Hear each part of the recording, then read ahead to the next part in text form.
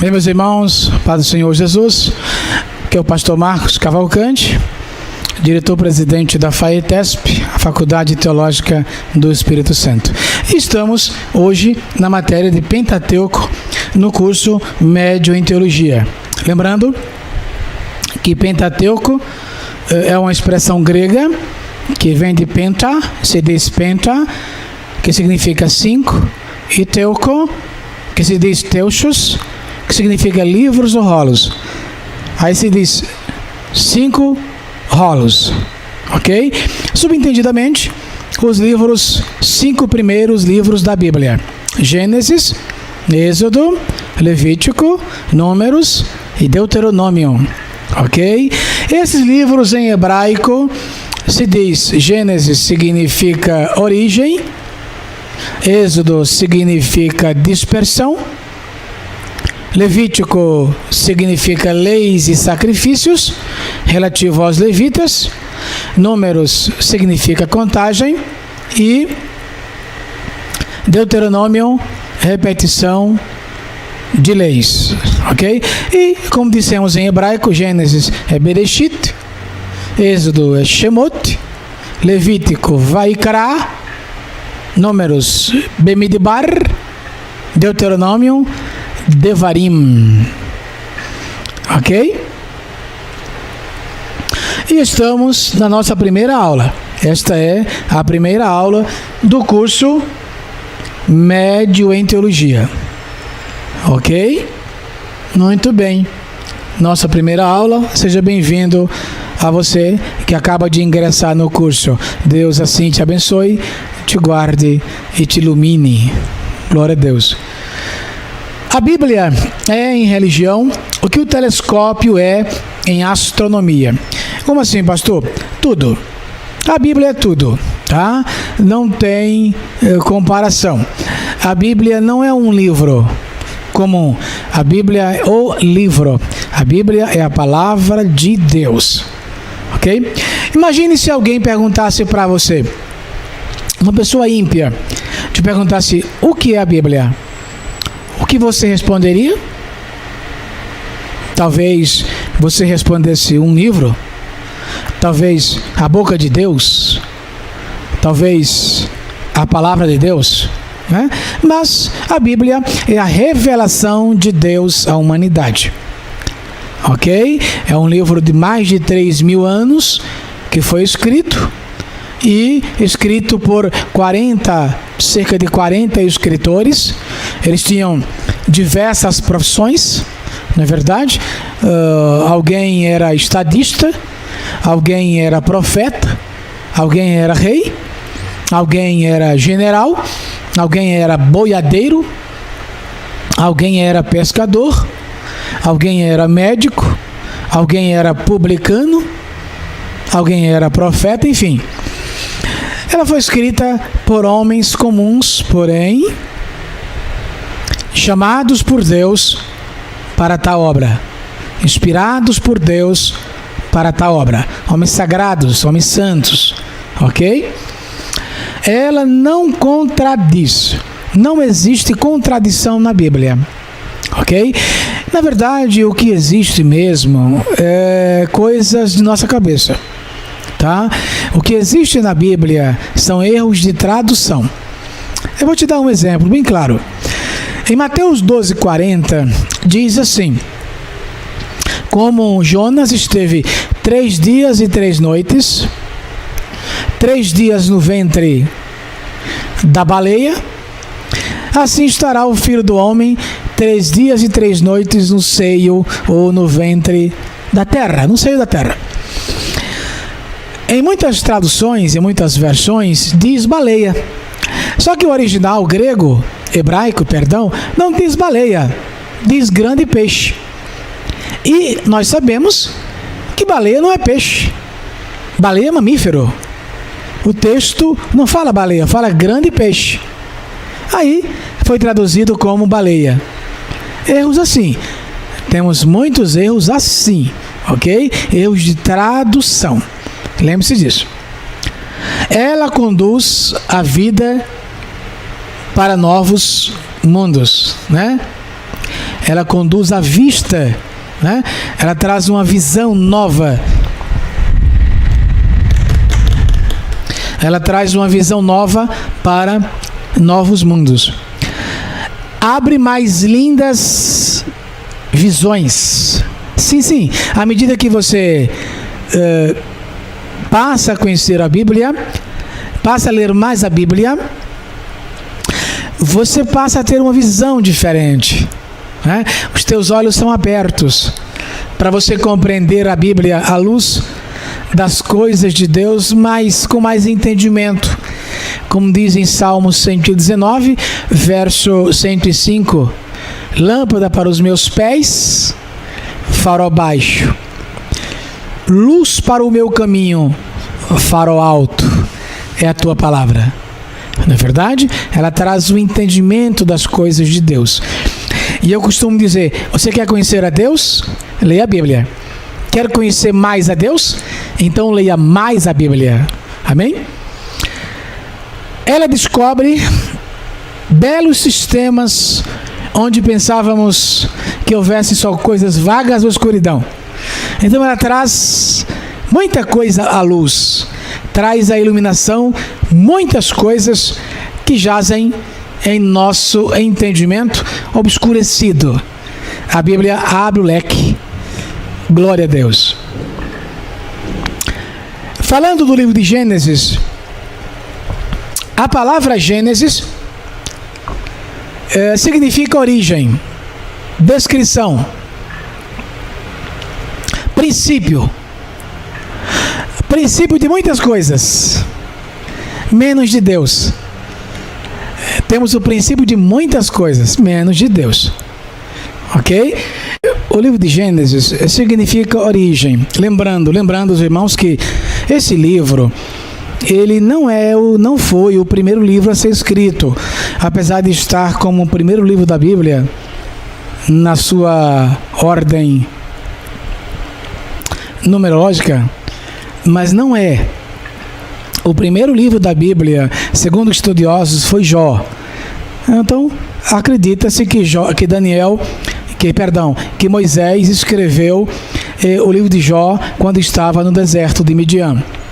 Ok? Mas Gênesis, ele entra como o primeiro livro por causa da sua natureza, né?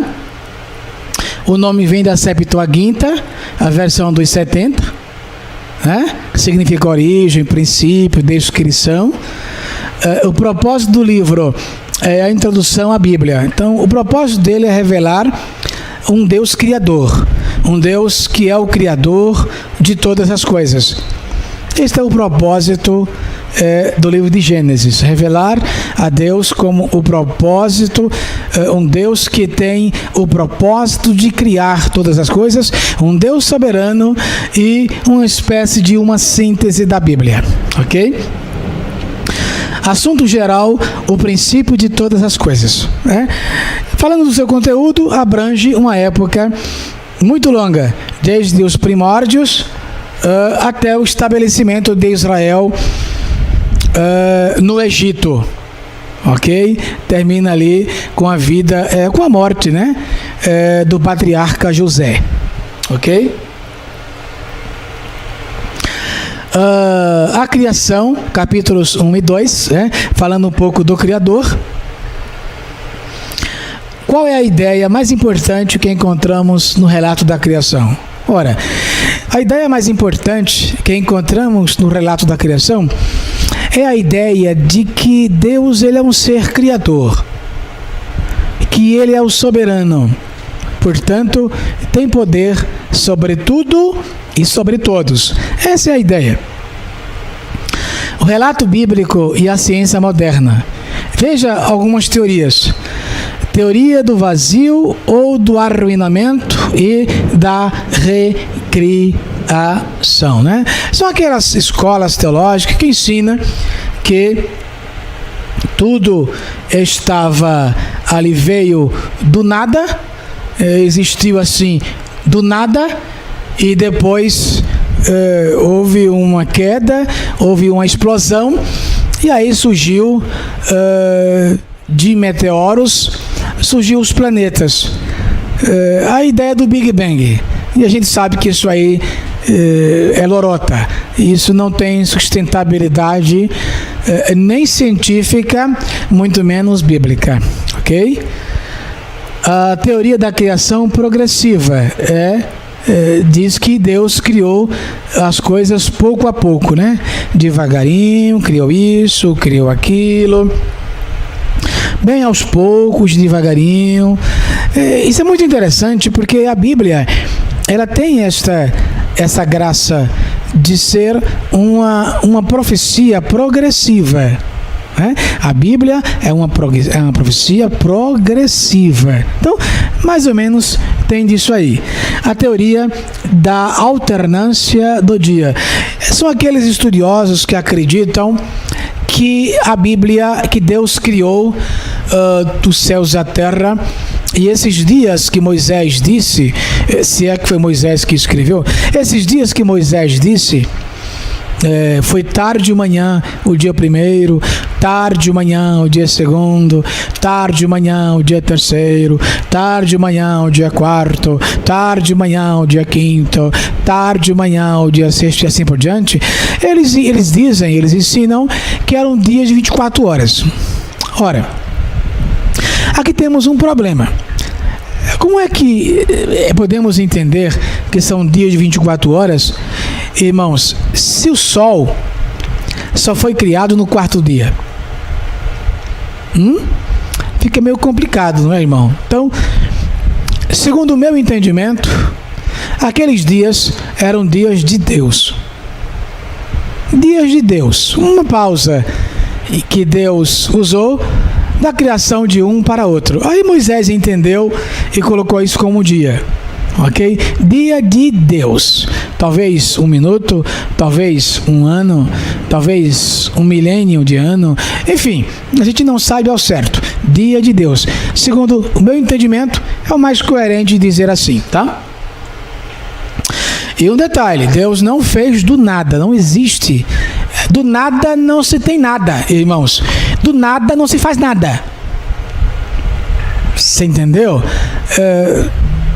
Não surgiu do nada. A terra, os céus, a terra, eles surgiram sob ordem criativa de Deus. Ok? O acaso não cria nada, não surge nada. Tudo veio por obra da criação de Deus. É assim que nós cremos, tá? Os dias sucessivos da criação foram, olha lá, o dia primeiro, Deus criou a luz. Ele disse, haja luz. Em hebraico, Hayah, Haor, Vehayah, Haor, e houve luz, né? Então, essa luz aqui não é a luz do sol, nem da lua, nem das estrelas. Esta luz aqui é a luz cósmica, é a luz do espaço sideral. E a ciência já provou, irmãos, que existe luz no espaço. Então a primeira luz que Deus criou foi a luz cósmica. E isso ele fez no dia primeiro. No dia segundo, ele criou os céus e a terra e a atmosfera. Ele fez a expansão. Ok? Criou os céus, a terra e a expansão. Lembrando que isso aqui trata-se de uma recriação. Ok? Porque os céus e a terra foram criados no princípio, lá em Gênesis 1, versículo 1. A partir do versículo 2, trata-se basicamente de uma recriação. No terceiro dia, os mares, continentes e a vegetação. Lembrando, um detalhe, Deus não criou a água doce. A água doce, irmãos, ela é produto de um fator criativo da própria natureza. Ok? Deus criou os mares, os continentes. Temos o continente africano, continente asiático, o continente europeu, o continente americano. Ok? Deus criou esses continentes e a vegetação, as verduras, as frutas e assim por diante. Ele o fez no terceiro dia. No quarto dia, ele criou os corpos celestes. Uma coisa muito interessante é que não vemos em Gênesis dizendo que Deus criou o sol. Por quê, hein? Por que será? Ora, se Moisés escreveu Gênesis, ele estava no deserto, na sua peregrinação. E na cultura egípcia, irmãos, o sol fazia parte de uma divindade egípcia. Então, para não correr o risco de se pensar que Deus estava criando divindades, então Moisés, inteligentemente, escreveu: Deus criou os grandes luminares. O luminar maior, que seria o sol, para governar o dia. O luminar menor, que seria a lua, para presidir a noite. E fez Deus as estrelas. Muito bem. No quinto dia, Deus criou os animais. Note uma coisa interessante, ó. Deus criou os animais no quinto dia. Os animais do mar e as aves dos céus. Muito bem. No sexto dia, Deus criou os animais da terra, os mamíferos, e criou Deus o homem. Note uma coisa interessante aí.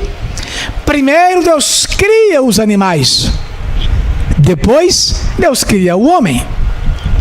Com isso você percebe, irmãos, que o homem não é um animal, como eles dizem, que o homem é um animal racional. Não. Se ele fosse animal, não seria racional. Não. Os animais pertencem ao gênero animalesco. O homem pertence ao gênero humano. Então, o homem não é um animal racional. Quando você chama o homem de animal, você fere a integridade de Deus. Porque diz a Bíblia que Deus criou o homem à sua imagem. A imagem de Deus o fez. Macho e fêmea o fez. Pense nisso. Ok? E um detalhe. Quando a Bíblia diz que Deus criou o homem à sua imagem, conforme sua semelhança, à luz da língua hebraica, irmãos, a palavra imagem se lê tselem. Eu vou repetir. Tselem. Que significa expressão real relativo à espiritualidade. Pastor, não entendi. Vou explicar. Quando se diz façamos o homem à nossa imagem, Deus queria dizer: vamos fazer um ser que consiga ser espiritual. Porque Deus não somente é espírito, mas Deus é espiritual, como nós somos. Então a imagem de Deus no homem não significa expressão fisionômica. Deus não parece com o homem fisionomicamente. Não, senhor. Deus não é um homem de barbas crescidas e brancas. Não, senhor. Deus não é uma pessoa humana. Deus é uma pessoa espiritual. Deus é uma pessoa divina. Então essa imagem de Gênesis 1:26 significa a expressão real relativa à espiritualidade. Na continuação do texto, segundo a nossa semelhança. Semelhança em hebraico é demut. De novo, demut. Que significa em hebraico expressão aparente relativa ao caráter. Então Deus não se parece com o homem, coisa nenhuma, em sentido de fisicalidade humana. Não, senhor. Essa imagem de Deus no homem é a espiritualidade. A semelhança de Deus no homem é o caráter. Como se Deus dissesse: vamos fazer um ser que consiga ter um caráter semelhante, não igual, semelhante ao nosso. Imagem relativa à espiritualidade, semelhança relativa ao caráter. Muito bem. Sétimo dia, Deus descansou. Eu coloquei propositalmente aqui, descansou entre aspas. Por quê? Porque Deus não se cansa. Vale recordar as palavras de Jesus, quando disse: meu Pai trabalha até agora, eu também trabalho. Irmãos, Deus não se cansa. Então, por que o texto fala descansou Deus no sétimo dia? Esse descansou aí é uma força de expressão. Significa, Deus acabou aquela obra. Portanto, Ele descansou daquele trabalho. Ok? E um detalhe, hein? Em Gênesis capítulo 2, versículo 1, diz que Deus terminou a obra de sua criação no dia sétimo. Ora, se o texto fala que Deus terminou a obra da sua criação no dia sétimo, significa que Deus trabalhou até ao sétimo dia. Isso é muito interessante. Por quê? Porque Deus não descansou propriamente dito no sétimo. Ele trabalhou no sétimo e no sétimo descansou. Pelo menos uma parte do dia sétimo Ele trabalhou e depois descansou. Lembre-se disso. Ok? Quanto à criação do homem, Deus criou o homem para ser, tanto no mundo espiritual como no mundo terrenal, um corpo e um espírito. Ou seja, a parte física para ter contato com as coisas desta vida, a parte espiritual para ter contato com as coisas espirituais. O corpo do homem foi formado do pó da terra. Olha o texto. Formou o Senhor Deus o homem, Gênesis 2, versículo 7. Formou o Senhor Deus o homem do pó da terra. Homem, corpo. Soprou em suas narinas o fôlego de vida. Homem, espírito. E o homem passou a ser alma vivente. Homem, alma. Então, de acordo Gênesis 2, versículo 7, o homem é uma tricotomia.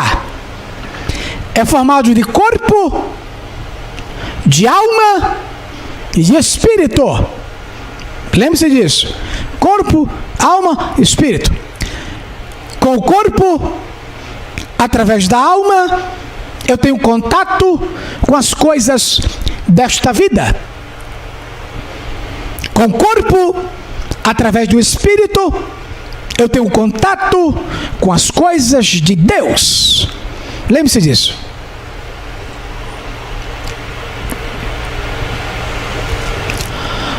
O homem no Éden. Existem alguns Édens na Bíblia. Alguns jardins. Podemos enumerar alguns jardins. Primeiro, jardim no Éden, de Ezequiel 28. É o Éden mineral. Éden vegetal. Gênesis capítulo 2. o jardim que Deus colocou Adão e Eva. Éden, chamado seio de Abraão. Lucas, capítulo 16. Éden, chamado paraíso. Segundo aos Coríntios, capítulo 12, versículos 2, 3 e 4. Éden, por que não dizer, a Nova Jerusalém, o lugar onde estaremos para sempre, na nova terra, glória a Deus. São paraísos que Deus delegou, que Deus deixou para que nós nos apreciássemos. Amém? Podemos ver a solicitude de Deus pelo homem nos seguintes fatos. Primeiro, colocou no jardim no Éden. E a palavra Éden significa deleite, prazer. Glória a Deus. Deus proveu a Adão de uma companheira idônea. Olha que bonito. Deus disse: não é bom que o homem esteja só. Far-lhe-ei uma adjutora. E Deus fez a mulher. Interessante que Deus fez ali, podemos dizer, a primeira clonagem do homem. Deus clona a mulher. E Deus tirou a mulher, irmãos, da costela de Adão, de uma de suas costelas. E diz a Bíblia que quando tira da costela, ele completa aquela parte que ficou vazia com carne. Isso me chama a atenção. Por que não completou com osso? Completou com carne. O que significa, pastor? Significa que ainda está faltando a costela. Nós entendemos que quando a pessoa não tem um casamento, não é casada, não tem esposa, irmãos, é como se a costela lhe estivesse faltando.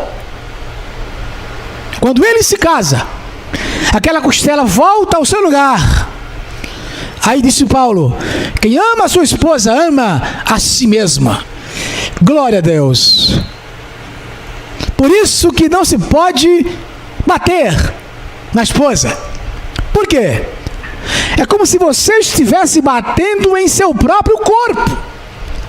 Porque ela é aquela costela que te faltava. Glória a Deus. Deus concedeu a Adão ampla inteligência.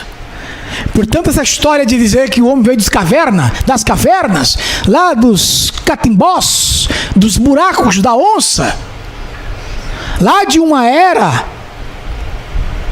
que o homem veio do macaco, é conto de carochinha. Não é história para boi dormir, é conversa para demônio se alegrar. O homem veio de Deus, nasceu de Deus, e Deus o fez inteligentemente. Irmãos, Adão era tão inteligente que diz a Bíblia que ele colocou nome a todos os animais da face da terra. Foi Adão que colocou o nome. A sua inteligência era muito grande, muito acima, digo eu, da nossa inteligência nos dias que vivemos. Deus mantinha comunhão com o homem. É verdade, irmãos. Todos os dias, diz a Bíblia, que Deus passeava pelo jardim. Na viração do dia, eles tinham comunicação com Deus. Deus conversava com eles. Havia uma comunhão. Deus pôs o casal à prova. Colocou uma árvore ali, já conhecemos. E diz a Bíblia que a mulher, vendo aquela árvore que era boa para se comer, concupiscência da carne,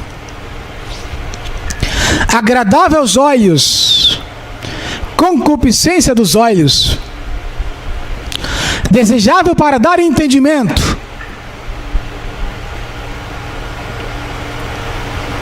soberba da vida. E ali Eva cede à tentação, come do fruto, como se não bastasse, oferece ao seu marido, e ambos comeram, e ambos perceberam que estavam nus. Perderam a comunhão com Deus. Interessante que eles cozeram para si folhas de figueira. E Deus rejeitou aquela folha. Diz a Bíblia que Deus matou um cordeiro, arrancou a pele e cobriu os dois com a pele daquele animal. Representa Cristo, irmãos, morrendo por Adão e Eva, que naquele momento representava toda a raça humana. Por isso que em Apocalipse 13, versículo 8, está escrito que Jesus é o Cordeiro, quem foi morto desde a fundação do mundo. No momento que eles pecam, Deus mata o Cordeiro, que representa Jesus, e os cobre, e os lança para fora do jardim. E você me pergunta: pastor, lançou para fora? Até parece que Deus agiu de forma má, lançando para fora. Irmãos, foi a coisa mais importante, interessante, maravilhosa que Deus fez, foi lançar o homem para fora. E eu vou dizer o porquê. Porque se ele estivesse no paraíso, em pecado, e comesse da árvore da vida, correria o risco de viver eternamente no pecado. Por isso que Deus lançou fora, para lá na frente trazer o Cordeiro de Deus que tira o pecado do mundo. Glória a Deus.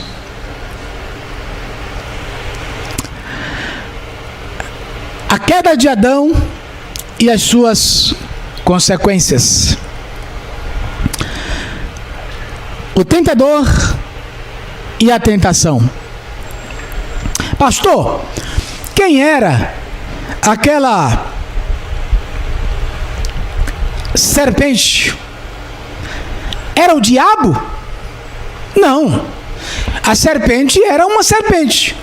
Agora, quem estava a usando era o diabo. Apocalipse 20, versículo 2, fala sobre isso. Quem estava usando aquela serpente era Satanás. Ele usou a serpente, através dela, para lançar o homem e a mulher, irmãos, para fora daquele paraíso e, consequentemente, fora da presença e da comunhão com Deus. Veja essas consequências teológicas da queda. A primeira, eles conheceram pessoalmente o mal. Irmãos, eles eram inocentes. Um detalhe: Adão e Eva não eram santos. Adão e Eva eram inocentes.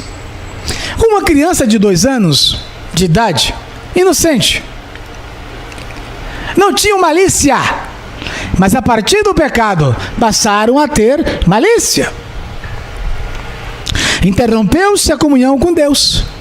Por quê, pastor? Porque Deus não tem comunhão com as trevas. E eles se fizeram trevas. A natureza humana corrompeu-se e o homem adquiriu a tendência para pecar. Nós chamamos do pecado adâmico. O pecado adâmico, irmãos, atingiu até mesmo a natureza e os animais.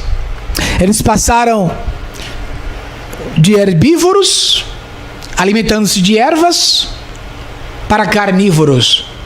E um detalhe: Adão e Eva, antes do pecado, irmãos, e até o dilúvio, eles não comiam carne de animal.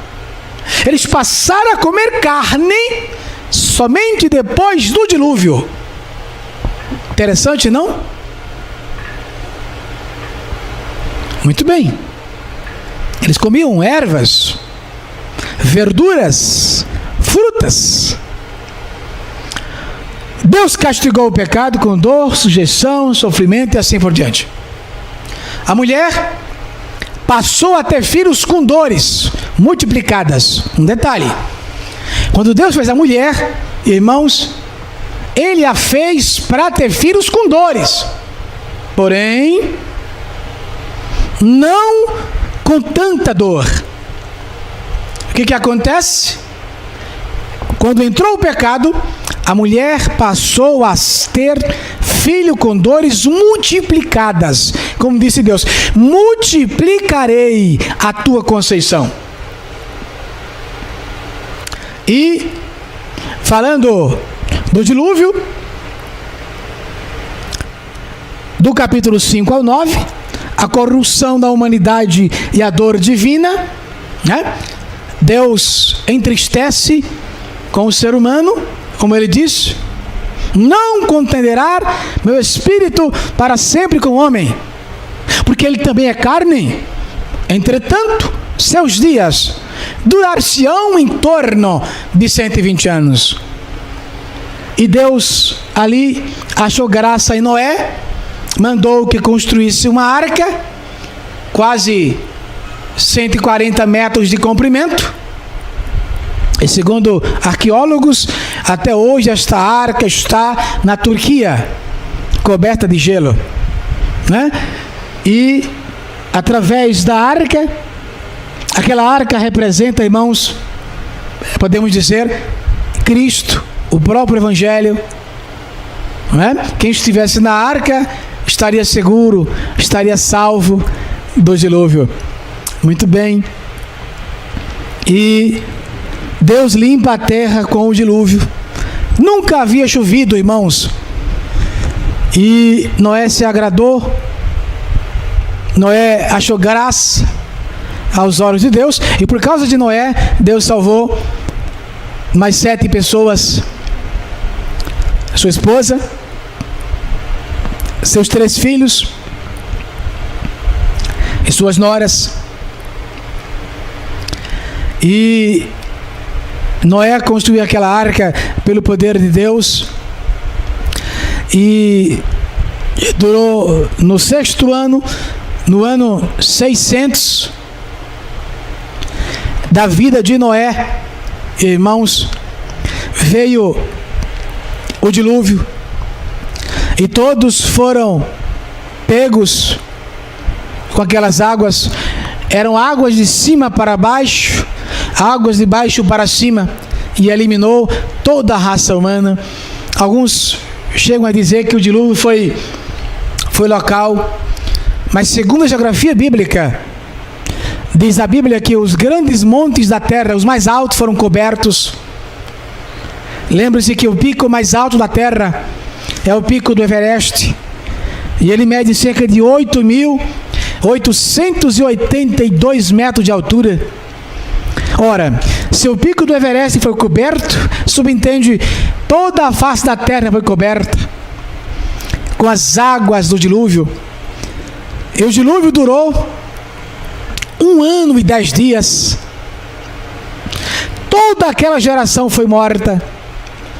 E Deus salvou Noé, Sem, Cão, Jafé, sua esposa e suas 3 netas, suas 3 noras. Interessante é que Jesus usou essa história como uma espécie de sinal. Como foi nos dias de Noé, assim será o dia do Filho do Homem. No dia de Noé comiam, bebiam, casavam, davam-se em casamento, e veio o dilúvio e arrebatou a todos. Todos foram mortos. E uma coisa interessante, irmãos, o Senhor fechou a porta. A porta que Deus fecha, ninguém abre. A porta que Deus abre, ninguém fecha. Deus fechou a porta. A porta ficou aberta, irmãos, durante uma semana. Era Deus dando oportunidade para aquela geração se salvar. Mas ninguém entrou, quis entrar. Hoje a porta da graça está aberta. Mas um dia ela vai se fechar.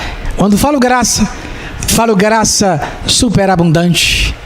Porque graça, com graça, sobre graça e em graça, sempre houve. Falo da graça superabundante, como disse Paulo, onde abundou o pecado, superabundou a graça de Deus. E aqui findamos, irmãos, a nossa primeira aula da matéria de Pentateuco do curso médio em teologia. Fique com Deus e a paz do Senhor Jesus para todos.